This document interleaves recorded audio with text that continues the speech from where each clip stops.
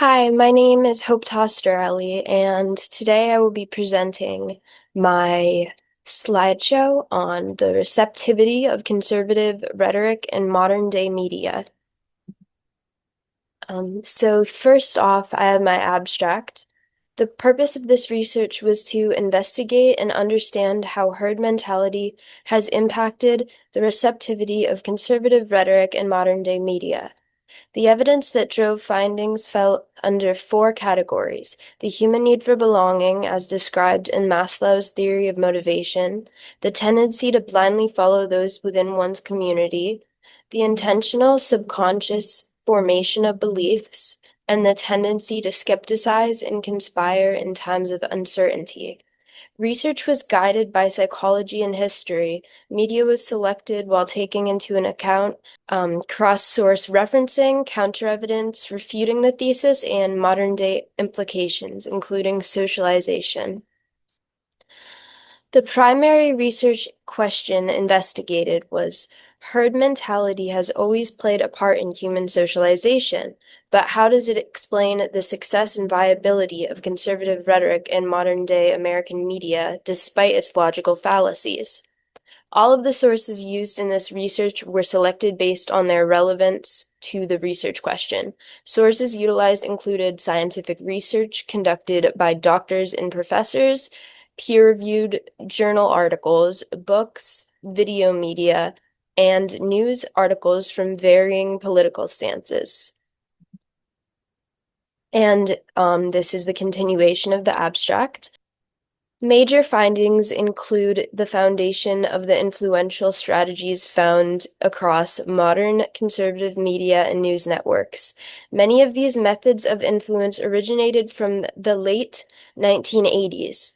Alan Bloom's The Closing of the American Mind, a book written in criticism of higher education, was released in 1987, the same year when a study in which, at the time, popular political commentator Paul Weyrich conducted found that anti-liberalism was a more effective approach than economic conservatism when it came to advancing the receptivity of the conservative ideology. Bloom and Weyrich created a chain reaction in the framework of conservative media and the talking points used to advance such ideologies. Furthermore, trends found across conservative media sources used in this research were intentionally implemented division of the people, an illusory sense of individualism, as well as echo chambers, herd-like behavior, and a pattern of deflection or failure to address party issues while fixating on the faults of the opposing party. Upon completion of research, it was ultimately concluded that the mechanism by which conservative rhetoric had maintained its success and viability in modern American media was dependent on the exploitation of human nature and psychological vulnerabilities. And here's my research thesis. Despite its logical fallacies, herd mentality has played a major role in human socialization and can serve as an explanation for the success and viability of conservative rhetoric in modern-day American media. Next, as for my intersectional topics of relevance, the two intersecting topics which drove research surrounding the thesis were influence mechanisms in political conservatism and psychology, which included human socialization, groupthink and herd mentality, conscious and subconscious behavioral tendencies, psychological needs, and human nature. Two impactful sources. As for my two impactful sources, the first was Herd Mentality Explained, which was a Psych Central experiment review. And this experiment review contributed significantly to the framework of this research, and its results mirror the human behavior observed in the other utilized media sources. Furthermore, it serves as a foundation for the understanding of herd mentality. The first source that I selected as an impactful source was really one of the things that helped solidify my thesis and helped me to understand what direction I was going in.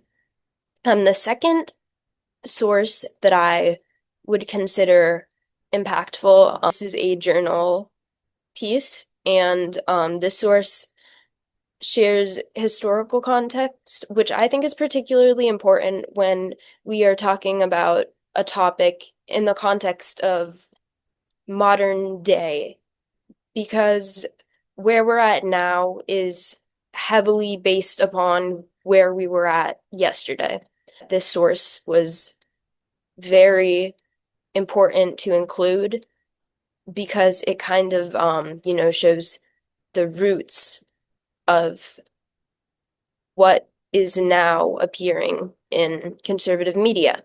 So as for the significance, I wrote, this source shares historical context regarding the marketing mechanisms used by conservative media sources. It references a Paul Weyrich study from 1987, which found that anti-liberalism was more effective than economic conservatism in expanding conservative media audiences. This is significant because it has shaped the way that much of conservative media presents itself today. Next is my multimodal artifact, and I decided to title this artifact Herd Mentality and the Illusion of Individuality in Conservative Media. This is a diagram that I created using Canva. It reflects the perception of many consumers of conservative media versus the outside reality of what's really going on, where you believe that you are thinking for yourself, weighing out ideas, having independent thoughts, diverging from the crowd. But in reality, the news that you watch is systemic. And I included a bunch of sheep wearing American flag glasses because I thought that that would be a good way to reflect that while we perceive that we're thinking for ourselves, many people are really just wearing the glasses and they see the same thing that everybody else in their community sees. They think the same thing that everybody else in their community thinks. It's all kind of preset and predetermined. And many media sources will have you believing that you are experiencing that independent thought process. You'll maintain that belief while you are actively in a herd. So that's why I included the herd of sheep, because I thought that that well represented a lot of conservative communities, how many people maintain the belief they're thinking for themselves, but they, think the exact same things, um, stand for the exact same values, reiterate the exact same points, etc. So here are some proposed takeaways. It should be taken away from this presentation that conservative media is shaped strategically. And another takeaway that I think is important is that constant deflection and berating of opposing ideologies is a trend across conservative media. And as I have priorly included, that really emerged in the late 1980s following that study.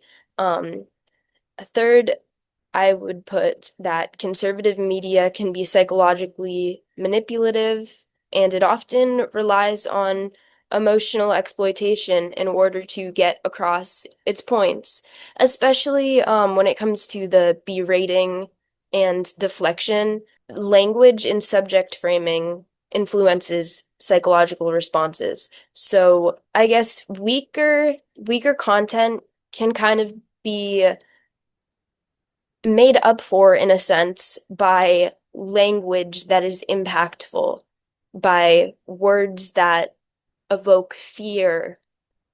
Lastly, I wrote that individuality is often an illusion that is intentionally implemented by conservative media anchors. And lastly, my multimodal artifact or diagram was created with Canva. Thank you for watching my presentation, and I hope that you are able to take away some good points and think a little bit more critically about the media that you're consuming. Have a nice day.